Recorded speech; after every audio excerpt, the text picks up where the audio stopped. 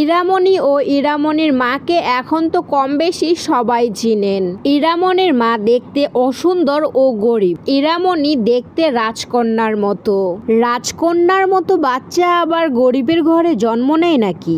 নিশ্চয়ই ইরামণি কোনো বড়লোক ঘরের সন্তান। এই মহিলা ইরামণিকে চুরি করে নিয়ে এসে এখন নিজের মেয়ে বলে চালিয়ে দিচ্ছে। হ্যাঁ, এমনটাই মিথ্যা অপবাদ শুনতে হয়েছে ইরামণির মাকে। এবার ইরামণির মা একটা কথার মতো কথা বলল। ইরামণির মা বলল, আমার সন্তান সুন্দর, আমি অসুন্দর বলে এটা নাকি আমার সন্তান না। আচ্ছা, মাহিয়া মাহি চিত্রনায়িকা, সে তো দেখতে পরীর মতো সুন্দর, কিন্তু তার সন্তান কেন দেখতে কালো, গরিব ঘরের সন্তানের মতো? তাহলে এখন আপনারা কি বলবেন? মাহিয়া মাহির সন্তান কি তার ছেলেটা নয়? এটা কি গরিবের ছেলে মাহিয়া মাহি চুরি করে নিয়েছে? কই, এটা তো আপনারা কখনো বলেন না।